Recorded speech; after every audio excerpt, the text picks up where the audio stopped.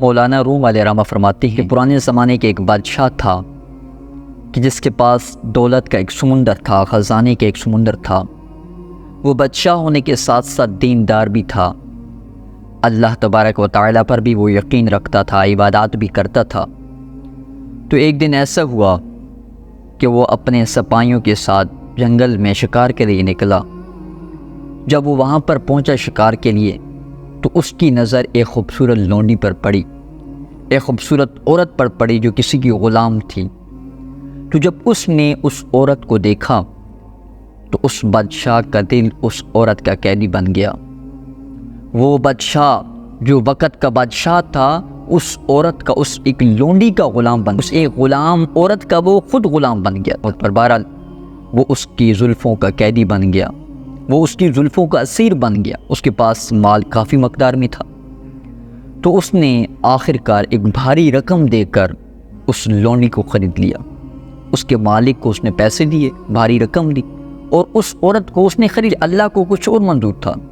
جب وہ عورت اس بادشاہ کے پاس آئی جو حسن کی بادشاہ تھی، اللہ نے اس کو بہت زیادہ حسن عطا کیا تھا، تو وہ جب اپنے حسن کو لے کر اس بادشاہ کے پاس پہنچی تو وہ آہستہ آہستہ بیمار ہونے لگ گئی۔ اس پر جو جوانی کا شباب تھا وہ آہستہ آہستہ مدھم ہونے لگ گیا۔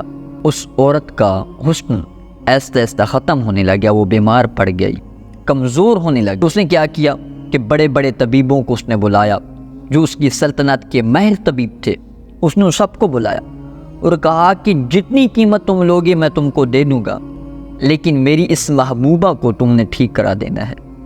اس نے ماہر طبیب بلائے، ان کو بھاری رقم دی۔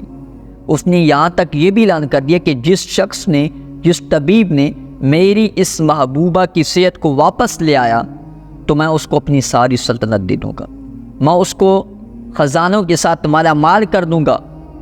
لیکن مولانا روم علیہ رحمہ کیا یہاں پر سبق دینا چاہتے ہیں؟ مولانا روم فرماتے ہیں کہ وہ عارضی حسن جو 2 دن کا ہوتا ہے، بندہ اس کی پیچھے اپنا سب کچھ تباہ کر دیتا ہے، اپنی سلطنت لگا دیتا ہے۔ پھر ہم سب کیوں اس حقیقی حسن کے پیچھے نہیں چلتے کہ جس حسن کو کبھی زوال نہیں ہے، جو ہمیشہ رہنے والا ہے؟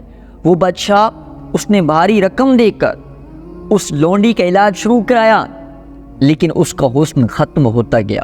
تو مولانا روم فرماتے ہیں کہ ہم سب کو چاہیے کہ اس حقیقی حسن کے پیچھے چلیں، اس حقیقی حسن کو اپنا محبوب بنائیں کہ جس کو کبھی زوال نہیں، جو کبھی ختم ہونے والا نہیں۔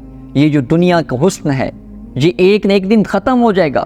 ساری زندگی اگر ہم مال و دولت اکٹھے کرتے رہیں، دنیا کا حسن اکٹھا کرتے رہیں، لیکن ایک نہ ایک دن اس کے حسن کو ختم ہونا ہے، زوال ہونا ہے۔ ایک دن دنیا کے حسن کو ختم ہو جانا ہے، چاہے وہ کسی عورت کا حسن ہے، کسی انسان کا حسن ہے، چاہے وہ مال و دولت کا حسن ہے، اس کو زوال ہے۔